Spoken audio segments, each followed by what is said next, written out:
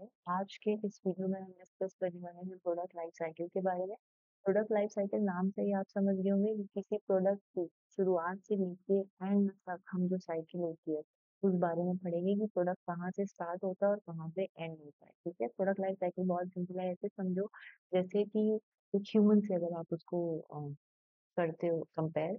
जैसे एक इंसान पैदा होता है, धीरे धीरे बड़ा होता है, बड़े होने के बाद एक स्टेज आती है जब वो बुढ़ा हो जाता है, उसके बाद उसकी डेथ हो जाती है। सिमिलरली एक प्रोडक्ट भी इन्हीं स्टेजेस से होके गुजरता है, तो उसको हम प्रोडक्ट लाइफ साइकिल के नाम से जानते हैं मार्केटिंग के लैंग्वेज में। देख लेते हैं प्रोडक्ट लाइफ साइकिल ऐसा क्या होता है। Every product goes through a journey just like living beings, birth, growth, maturity, decline. जैसा कि मैंने अभी कहा, बर्थ मतलब पैदा होना, धीरे धीरे बड़ा हुआ, उसके बाद मैच्योरिटी पे पहुंच गया बुढ़ापे पे, और उसके बाद उसका डिक्लाइन हो जाता है, जैसे कि उसकी डेथ हो जाती है। This journey is what we call the product life cycle. Product life cycle represents the journey of a product from its launch to its decline. उसके स्टार्टिंग से लेकर उसके एंडिंग तक जो भी प्रोडक्ट स्टेजेस से होकर गुजरता है उसे हम प्रोडक्ट लाइफ साइकिल के अंदर डालते हैं। Understanding product life cycle help करता है बिजनेसेस को to make strategic decisions about marketing, pricing, production and so on. जो प्रोडक्ट लाइफ साइकिल की स्टडी होती है उससे बिजनेसेस को पता चल जाता है कि हमें किस किस स्टेज पे कौन कौन से डिसीजंस लेने हैं जो कि लॉन्ग टर्म में हमारे बिजनेस के लिए बहुत अच्छे हैं। ठीक है, एक नॉर्मल सी डेफिनेशन है। देखो, प्रोडक्ट लाइफ साइकिल का जो क्वेश्चन है वो डेफिनेटली आपके एग्जाम में आता ही आता है। तो प्रोडक्ट लाइफ साइकिल के स्टेजेस आप अच्छे से समझ लेना, और उसको अपनी लैंग्वेज में आप जब आप लिख के आओगे समझने के बाद, तो आपको चांसेस है कि अच्छे नंबर मिले। ठीक है, और ध्यान रखना कि ये जो भी मैं डायग्राम एक्सप्लेन करूंगी इसको जरूर ड्रॉ करके आना, क्योंकि आपके मार्क्स आधे इस डायग्राम पे भी बेस्ड है। ठीक है, एक डेफिनेशन है, the product life cycle is the process product goes through from its introduction in the market until it is withdrawn. Withdrawn का मतलब है डिक्लाइन या उसको खत्म हो जाना, बिल्कुल मार्केट से ही चला गया। अब धीरे धीरे और हाँ, एक चीज और है कि आप एक या दो डेफिनेशंस, अगर सपोज 10 नंबर का क्वेश्चन है तो डेफिनेशन जो किसी भी फेमस राइटर की है वो जरूर लिख के आना, उससे आप एक या दो नंबर एक्स्ट्रा मिल जाते हैं। Now stages of life cycle हम देख लेते हैं। स्टेजेस, अब देखो यहाँ पे एक्स एक्सिस पे हमने टाइम लिया हुआ है और यहाँ पे वाई एक्सिस पे हमने सेल्स और रेवेन्यू लिया हुआ है। ऐसे समझो कि यहाँ से जब एक प्रोडक्ट मार्केट में आता है, टाइम कम है, अभी नया नया प्रोडक्ट है, ठीक है, धीरे धीरे प्रोडक्ट की ग्रोथ हो रही है। धीरे धीरे क्या हो रहा है, प्रोडक्ट की ग्रोथ हो रही है। तो यहाँ पे जो ये स्टेज, इसको हम बोलते हैं इंट्रोडक्शन स्टेज। अभी इन स्टेजेस को मैं आपको एक एक स्लाइड में एक्सप्लेन करूंगी। अभी एक ओवरव्यू समझ लो कि प्रोडक्ट लाइफ साइकिल की क्या स्टेजेस होती है और क्या उनका काम होता है। ठीक है, सबसे पहली स्टेज होती है इंट्रोडक्शन की, जब प्रोडक्ट मार्केट में नया नया आता है। इस टाइम क्या है, आपकी सेल्स जो है, देखो सेल्स आपकी कम है क्योंकि प्रोडक्ट अभी नया है, लोगों को ज्यादा इसके बारे में अवेयरनेस नहीं, उन्हें नहीं पता। फिर धीरे धीरे विद टाइम, जैसे जैसे टाइम बढ़ता है, जैसे जैसे टाइम बढ़ता है, वैसे वैसे आपकी प्रोडक्ट की ग्रोथ बढ़ने लगती है, प्रोडक्ट ग्रोथ की तरफ जाता है और आपका सेल्स और रेवेन्यू बढ़ने लगता है। अंडरस्टूड। एक देन उसके बाद जब आपने पूरी स्ट्रैटेजीज लगा दी, सब कुछ कर दिया प्रोडक्ट के लिए, तो प्रोडक्ट जिस स्टेज पे होता है उसको हम कहते हैं मेच्योरिटी या फिर पीक। ये पीक टाइम होता है जहाँ पे प्रोडक्ट बहुत ज्यादा अपने हाई पॉइंट पे होते हैं। ठीक है, सेल्स भी वहां पे सबसे ज्यादा होगी। लेकिन फिर जो लास्ट स्टेज होती है, देखो ये फर्स्ट स्टेज थी इंट्रोडक्शन, सेकेंड स्टेज थी ग्रोथ स्टेज, थर्ड स्टेज आ गई आपकी मेच्योरिटी। और जो लास्ट स्टेज होती है, जब प्रोडक्ट मार्केट से चला जाता है या जाने वाला होता है, तो प्रोडक्ट का कोई वैल्यू नहीं रहता था, तो वो डिक्लाइन स्टेज होती है, फोर्थ स्टेज। और टाइम सबसे ज्यादा है क्योंकि मार्केट में प्रोडक्ट बहुत टाइम से रह रहा है, लेकिन अब प्रोडक्ट की वैल्यू खत्म हो गई है, उसका सेल्स और रेवेन्यू भी डिक्लाइन करने लगता है। आप चाहो तो ये डायग्राम आप सिंपली ऐसे सीधा सा भी बना सकते हो, कोई ऐसा जरूरी नहीं है कि सिर्फ मैंने आपको एक एक्सप्लेन करने के तौर पे डायग्राम दिखाया हुआ है। ठीक है, तो अब एक एक करके हम इन स्टेजेस को समझते हैं कि इंट्रोडक्शन, ग्रोथ, मैच्योरिटी और डिक्लाइन ये होता क्या। अब एक चीज और ध्यान रखने की बात है, कभी कभी क्वेश्चन आ जाता है कि क्या प्रोडक्ट लाइफ साइकिल सिर्फ सारे प्रोडक्ट होके गुजरते हैं, मतलब जितने भी प्रोडक्ट मार्केट में आए क्या सारे प्रोडक्ट गुजरते हैं। आपने आंसर लिखना है नो। सारे स्टेजेस, सारे प्रोडक्ट सारी स्टेजेस से होके नहीं गुजरते हैं, क्योंकि कुछ प्रोडक्ट ऐसे होते हैं जो आपने मार्केट में लॉन्च किए, लेकिन लॉन्च करने के बाद ही आपको पता चल गया कि ये नहीं टिकने वाला, ये मार्केट से आउट हो जाता है, तो वो ग्रोथ और मेच्योरिटी तक पहुंच ही नहीं पाता, वो आगे वाली स्टेजेस पे जा ही नहीं पाता। इसीलिए प्रोडक्ट लाइफ साइकिल में सारे प्रोडक्ट्स नहीं होते, ठीक है? अब देखते हैं एक-एक करके। इंट्रोडक्शन मतलब birth, just like humans similarly products का भी बर्थ होता है, प्रोडक्ट का इंट्रोडक्शन होता है। कहाँ पे होता है? मार्केट में होता है। Product is new in the market, अभी जैसे मैंने बोला नया नया प्रोडक्ट है, मार्केट में एकदम नया है, सेल्स कम होगी। सेल्स कम कैसे होगी? यहाँ पे देखो साफ साफ दिया है, जब नया नया प्रोडक्ट आता है तो लोगों को कम उसके बारे में जानकारी होती है, ज्यादा लोग नहीं जानते हैं, तो सेल्स आपकी कम रहेगी क्योंकि कस्टमर अवेयर नहीं है अभी प्रोडक्ट के बारे में, ठीक है? आपको एज अ बिजनेसमैन मुझे बहुत हैवी मार्केटिंग करनी पड़ती है, एडवर्टाइजिंग पे, प्रमोशंस पे। मुझे अपने बोर्ड्स लगाने पड़ते हैं, लोगों को बताना पड़ता है कि ये प्रोडक्ट आया है, इसमें मुझे हैवी एक्सपेंस करना पड़ता है, तब जाके मेरा प्रोडक्ट आपको मार्केट में मिलेगा, ठीक है? प्रॉफिट कंपनी को इस टाइम पे जो इंट्रोडक्शन की स्टेज है, यहाँ पे प्रॉफिट कम होता है। प्रॉफिट कम इसलिए होता है क्योंकि सेल्स कम है। जब सेल्स बढ़ेगी तभी तो आपका धीरे धीरे आपको पता चलेगा कि कितना मुनाफा हुआ है, क्या प्रॉफिट हुआ है बिजनेस में। एक एग्जाम्पल देख लो मार्केटिंग के इस, जब भी ये क्वेश्चन आए प्रोडक्ट लाइफ साइकिल का, मेक श्योर कि एक एग्जाम्पल आप जरूर अपने पास रखो। तो मैंने बहुत सिंपल आपको डीवीडी का एग्जाम्पल लिया है जो कि आप देख सकते हैं। DVDs were launched in the late 1990s as a new technology replacing VHS tape. पहले ना VHS tapes चलते थे, तो धीरे धीरे जब डीवीडी आई तो डीवीडी की सेल्स कम थी क्योंकि लोगों को लगा कि नहीं VHS टेप ही हम यूज करेंगे, हमें डीवीडी की कोई जरूरत नहीं। धीरे धीरे जब कंपनी ने उसके ऊपर हैवी एडवर्टाइजिंग की, हैवीली कंपनी ने जब स्पेंड किया मार्केटिंग के ऊपर, एडवर्टाइजमेंट के ऊपर कि कैसे डीवीडी बेहतर है VHS टेप से, तब जाके लोगों ने धीरे धीरे समझना स्टार्ट किया कि हाँ ऐसी भी कोई चीज है जो VHS टेप से बेहतर है और उनको अच्छी क्वालिटी देगी, अच्छी पिक्चर देगी। अंडरस्टूड? इंट्रोडक्शन स्टेज क्या कहती है कि प्रोडक्ट मार्केट में नया है, सेल्स हमारी कम रहेगी, प्रॉफिट हमारे कम रहेंगे, लेकिन हमारे एक्सपेंसेस हैं वो बहुत ज्यादा रहेंगे क्योंकि हमें अभी लोगों को अवेयर करना है, ठीक है? देन सेकेंड स्टेज आपकी आती है ग्रोथ स्टेज, जो कि है हमारी second stage. Product life cycle की सेकेंड स्टेज है हमारी ग्रोथ स्टेज। इसमें कस्टमर को पता चल गया कि हाँ ये प्रोडक्ट है जो कि मार्केट में नया आया है और पुराने जो ऑलरेडी एग्जिस्टिंग प्रोडक्ट है उनसे, तो लोग इसको खरीदना स्टार्ट कर देंगे। सेल्स जो है कंपनी की वो धीरे धीरे बढ़ने लगेगी, प्रॉफिट बढ़ेगा क्योंकि सेल्स बढ़ रही है। अब एक और हमें रिस्क होता है कि जब, वैसे देखो इन रियल लाइफ भी अगर आप देखो कि कोई भी चीज अगर अच्छी चल रही है तो आप देखोगे कि साथ वाला एक कॉम्पिटिटर जरूर उसमें मार्केट में एंटर कर जाता है। तो इसी तरीके से प्रोडक्ट के साथ जो होता है, अगर सपोज जैसे पहले टाटा के मसाले आते थे, ठीक है, अब देखा देखी आशीर्वाद वालों ने भी अपने मसाले निकालने स्टार्ट कर दिए, तो क्या हो रहा है यहाँ पे? कॉम्पिटिशन बढ़ रहा है मार्केट में। जब भी प्रोडक्ट बहुत ज्यादा चलने लगता है तो कॉम्पिटिटर्स भी समझ जाते हैं कि भाई इसमें तो हम भी पैसे बना सकते हैं, तो हम भी इस फील्ड में उतरेंगे। तो यही चीज होती है। The company focuses on brand building and improving product features. अब हर एक कंपनी लगी हुई है बताने में कि हम ये फीचर दे रहे हैं, ये फीचर दे रहे हैं। अब ये कस्टमर के ऊपर है कि कस्टमर अपनी लॉयल्टी के साथ पुराने ही बिजनेसमैन के साथ जाता है या दूसरे कॉम्पिटिटर को ट्राई करता है कि एक बार उसका ट्राई करके देखते हैं प्रोडक्ट कैसा है। सेम डीवीडी का एग्जांपल यहाँ पे कंटिन्यू हो रहा है। In the early 2000s sale of DVD rose quickly, more movies were release. धीरे धीरे मूवीज रिलीज होने लगी तो जो लोग डीवीडी पे देखना प्रेफर कर रहे थे, वीएचएस को लोगों ने ऑलमोस्ट छोड़ ही दिया था। प्रॉफिट इंक्रीज हो गया क्योंकि डिमांड बढ़ गई थी वर्ल्ड वाइड। जितना ज्यादा कंपनी ने फर्स्ट स्टेज पे एडवर्टाइजमेंट किया, मार्केटिंग की अपनी डीवीडीज के बारे में, उतना ज्यादा लोगों को पता चला। जब लोगों को पता चला तो वो उसे खरीदने लगे और क्या हुआ, कंपनी की सेल्स बढ़ी और कंपनी का प्रॉफिट भी बढ़ने लगा।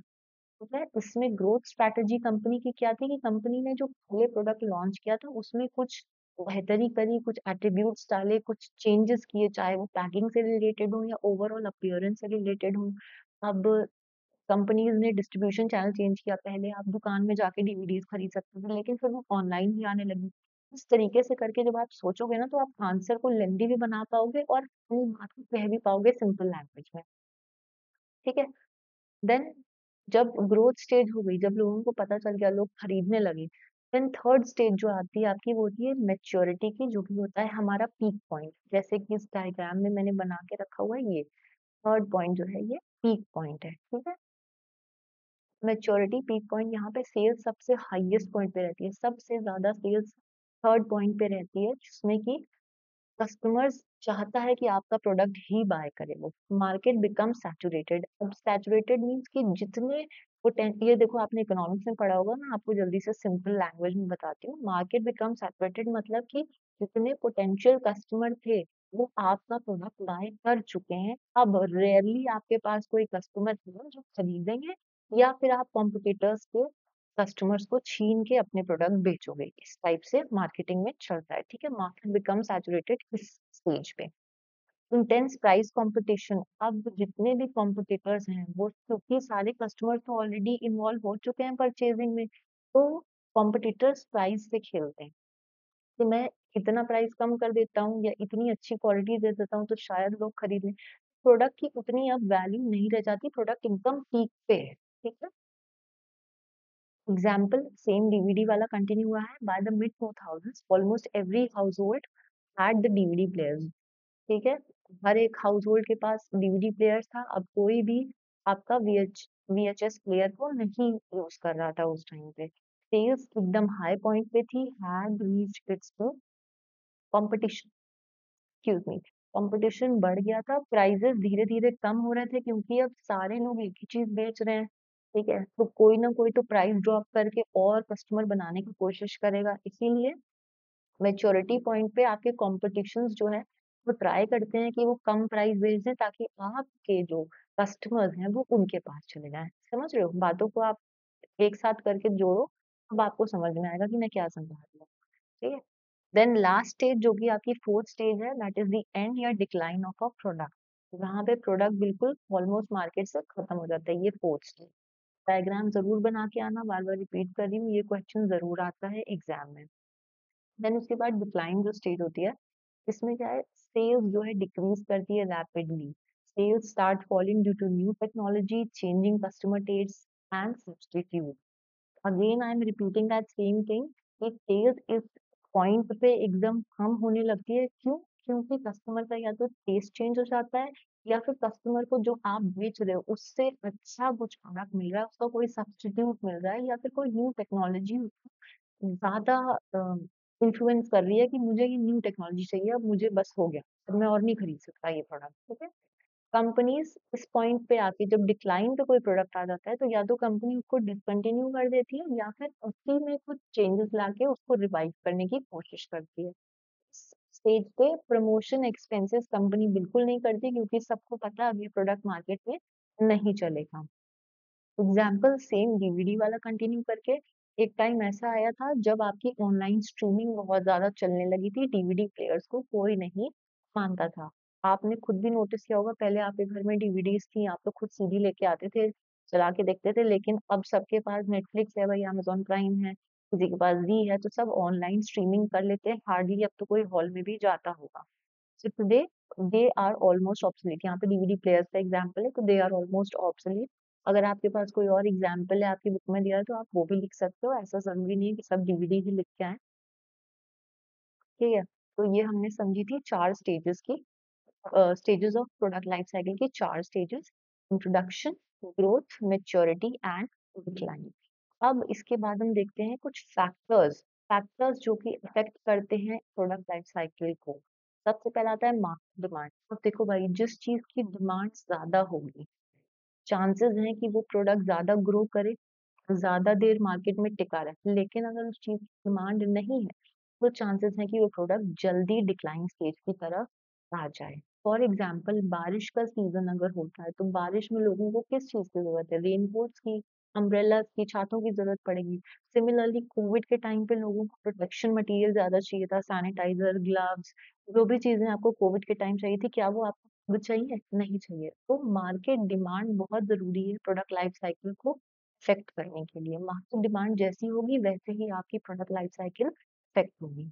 सेकेंड जो पॉइंट है जो कि इफेक्ट करता है प्रोडक्ट लाइफ साइकिल को, वो है टेक्नोलॉजिकल एडवांसमेंट। टेक्निकली आप कितने एडवांस हो, आपका प्रोडक्ट जो है वो पुराना तो नहीं हो गया, ऑब्सोलीट तो नहीं हो गया। अगर ऑब्सोलीट हो रहा है तो फिर वो का प्रोडक्ट जल्दी से जल्दी डिक्लाइन स्टेज की तरफ जाने लगेगा, ठीक है। मूविंग ऑन, एग्जाम्पल देख लेते हैं पहले इसमें। टेक्नोलॉजिकल एडवांसमेंट का एग्जाम्पल है smartphones reduce the demand for MP3 players and digital cameras.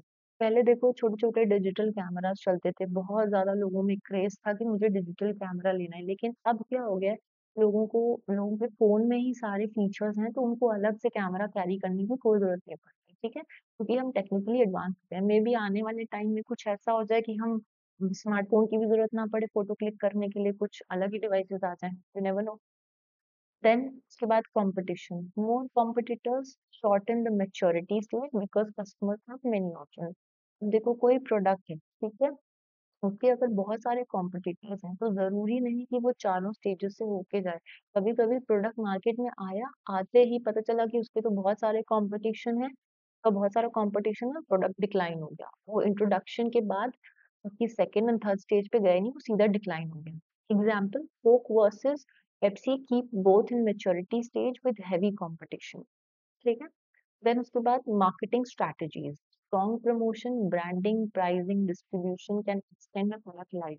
अगर आप बहुत अच्छे से एडवर्टाइजमेंट कर रहे हो किसी चीज की, ब्रांड आपने ब्रांड इमेज बहुत स्ट्रॉन्ग बनाई हुई है, तो चांसेस हैं कि उसकी जो मेच्योरिटी स्टेज है वो ज्यादा टाइम तक एक्सपेंड करे एज कम्पेयर टू वो प्रोडक्ट जिनकी आप ज्यादा प्रमोशन नहीं कर रहे हो, उसके प्राइसिंग के साथ आप खेल नहीं रहे हो, तो डिस्ट्रीब्यूशन चैनल बहुत कम है, आप तरह-तरह के सोर्सेज़ नहीं यूज़ कर रहे हो डिस्ट्रीब्यूशन के लिए, तो मार्केटिंग स्ट्रैटेजी बहुत इम्पोर्टेंट रोल प्ले करती है आपकी लाइफ साइकिल में, ठीक है? अब देखो मैगी जो है आज भी पॉपुलर है, क्यों पॉपुलर है? क्योंकि लोग खाते हैं भाई, ऐसी उन्होंने स्ट्रैटेजीज़ यूज़ की हैं, लोगों के दिमाग में बैठा दिया है कि 2 मिनट में इंस्टेंट कुछ खाना है, मैगी बना लो, अंडरस्टूड? देन उसके बाद आपका आता है इकोनॉमिक कंडीशंस, जो भाई इकोनॉमी बहुत अच्छी होगी वहां पे लोगों की स्पेंडिंग हैबिट्स अच्छी होंगी। अगर किसी कंट्री की पर कैपिटा इनकम बहुत अच्छी है तो लोग अच्छे से स्पेंड करेंगे, अपने लिए बेहतर चीजें लेंगे, ठीक है?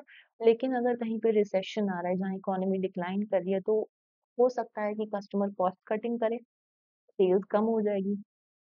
सिमिलरली नेक्स्ट पॉइंट जो कि इन्फ्लुएंस करता है प्रोडक्ट लाइफ साइकिल को, वो है कंज्यूमर प्रेफरेंसेस। अगर किसी का टेस्ट चेंज हो गया, प्रोडक्ट में डिक्लाइन अनलेस कंपनीज अडेप्ट। तो जब तक, और एक एग्जांपल बहुत अच्छा इसका था नोकिया का। नोकिया का एग्जांपल बहुत था कि कंपनी ने चेंज करने के लिए मना कर दिया, उन्होंने कहा ना हम तो ड्यूरेबल प्रोडक्ट बना रहे हैं, लेकिन बाकी लोगों ने क्या किया, मार्केट के साथ वो अडेप्ट हो गए, उन्होंने अपने प्रोडक्ट में चेंजेस लाए, इसीलिए आज देखो नोकिया नहीं है लेकिन बहुत सारी ब्रांड्स हैं जो कि आपको फोन प्रोवाइड करती हैं, ठीक है? फोन या फिर गैजेट्स जो भी हो, तो कस्टमर प्रेफरेंस बहुत इंपॉर्टेंट है प्रोडक्ट लाइफ साइकिल के लिए। देन उसके बाद गवर्नमेंट की पॉलिसी, भाई बिजनेस जो है वो एक सोसाइटी में काम कर रहा है तो उसे कुछ रूल्स एंड रेगुलेशंस फॉलो करने होते हैं, तो गवर्नमेंट पॉलिसीज का भी बहुत इंपॉर्टेंट रोल है, इसीलिए फैक्टर जो अफेक्ट करता है प्रोडक्ट लाइफ साइकिल को वो गवर्नमेंट पॉलिसीज भी है कि क्या क्या रूल्स चल रहे हैं, कोई बैन तो नहीं लगा, जो प्रोडक्ट हम बना रहे हैं उसको कोई बैन तो नहीं लगाया सरकार ने, तो उसके बेसिस पे आपका प्रोडक्ट लाइफ साइकिल का स्टेजेस डिसाइड होता है, ठीक है? लास्टली प्रोडक्ट लाइफ साइकिल एक बहुत इंपॉर्टेंट कॉन्सेप्ट है for understanding product performance and marketing behaviour. By analyzing the stages and influencing factors, businesses can optimize strategies for long-term success. Simple language में समझो कि किसी भी मार्केटिंग बिजनेस के लिए मार्केटिंग मैनेजमेंट में प्रोडक्ट लाइफ साइकिल का बहुत इंपॉर्टेंट रोल है, इसीलिए बिजनेसेस प्रोडक्ट की लाइफ साइकिल को पढ़ते हैं, उनकी एक प्रॉपर स्टडी होती है ताकि उन्हें पता लगे कि लॉन्ग टर्म सक्सेस के लिए क्या क्या चीजें बेहतर हैं और कितना मैक्सिमम वो अपने रिसोर्सेज को यूज कर सकते हैं प्रोडक्ट लाइफ साइकिल को अच्छा बनाने के लिए, ठीक है? आई होप यहाँ तक सब कुछ क्लियर होगा आपको कि प्रोडक्ट लाइफ साइकिल क्या होती है। 5 से 10 नंबर में अगर आप जो मैंने एक्सप्लेन किया है ये विद दिस डायग्राम आप बना के आओगे तो बहुत अच्छा होगा, आपको आराम से नंबर मिल जाएंगे, ठीक है? ये डायग्राम, ठीक है? इसको आप सिंपल, अगर और सिंपल बनाना हो तो डायरेक्ट ऐसे करके भी बना सकते हो। डायग्राम आप चाहे जैसे भी बनाओ, बस आपको समझाना चाहिए कि आपने क्या लिखा है, ठीक है? Okay, thank you so much for watching, मिलते हैं नेक्स्ट क्लास में।